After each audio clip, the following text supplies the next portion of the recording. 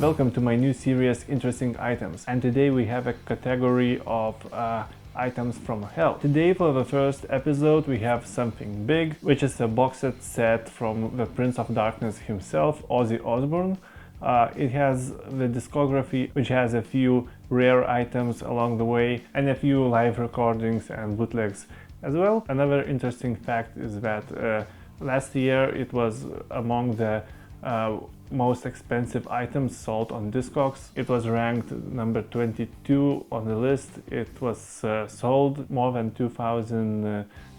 This box, when it came out in 2020, it cost about 550 or something. This one has cost 570, I think, with the shipping. Quite a good price. There was not any challenge to buy that. I think there was 4,500 of these made. I wish we bought two now, but we have one and it's for personal use, so I invite you to take a tour inside this box.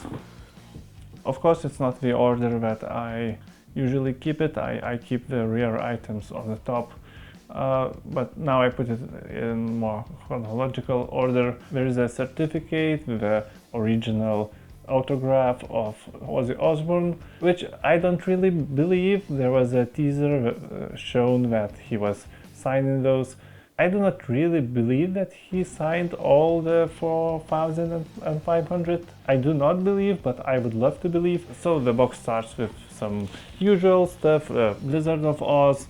Every album has its own poster. The quality is quite good for a box set. Colored vinyls. But yeah, let's go quite fast through the first albums, which is not really hard to get. I think you can find US or Japanese versions as well for a fair price if you look closely. Bark at the Moon. We have some bootlegs along the way.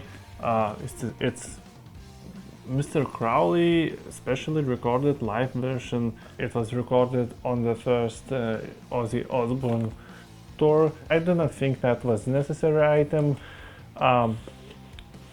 Next is Ultimate Sin, No Rest for the Wicked, the first album, Zakk Wylde, which I really love and is not critically acclaimed, but I do not understand that.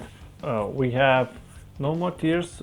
This one was quite rare for some time. I think there are a lot of repress now. It's not hard to get. As I said, the quality is quite good. It has a gatefold albums. Every album has a poster, as I already told. That is a No More Tears poster that's large. So we fast forwarded the usual part, the albums that are not really hard to get. Every Ozzy Osbourne fan has those. And now we get to the more interesting part. So I have to be more careful now. It's Osmosis.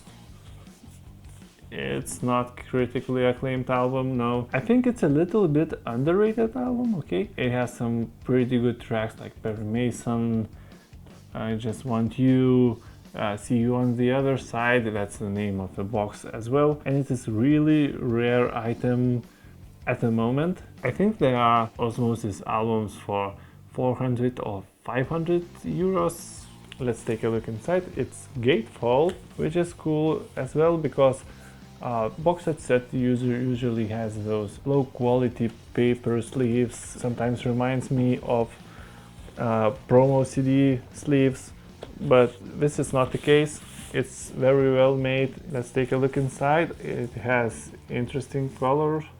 I would prefer black myself. I love black vinyl. I think black usually sounds better. That's not 100%, but at most times black vinyls are more safe. But that's a box, that's a collectible, that's not your daily listen. Next album is Down to Earth. Any official version, of course, is quite the same expensive. That's not gatefold, it is one LP. I think it was in 2001. That was my first Ozzy Osbourne album ever. So it's sentimental to me. It's not usual stuff in your cart to buy items like that. Okay, we have another rare item here, which is Scream, maybe the worst Ozzy Osbourne album of them all. This autograph, it's not on the box.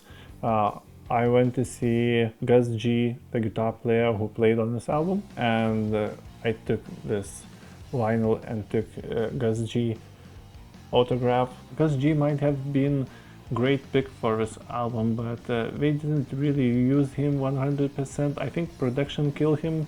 It's very overproduced. I do not know what they wanted to achieve with it, but they didn't achieve it. The original costs I think 400 euros at least on Discogs, so this is quite a great item. Of course I missed one more album which was in between, but it's not rare anymore. That's Black Rain. I think it used to be rare, but I think they have quite cheap represses.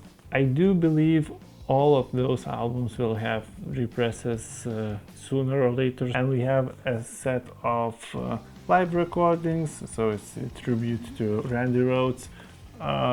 There's Miracle Man, Bloodbath in Paradise, Shot in the Dark, Tattooed Dancer, Sweet Leaf, and Warpix, played by Ozzy Osbourne, Zakk Wylde, Geezer Butler, and Randy Castillo.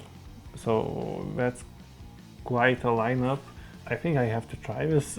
Okay, we have B-sides. That's the most coolest one besides the official discography. This is B-sides, and there's 12 tracks. That's 12 B-sides. I look at the names and I don't really know any of them. I am quite interested to hear those.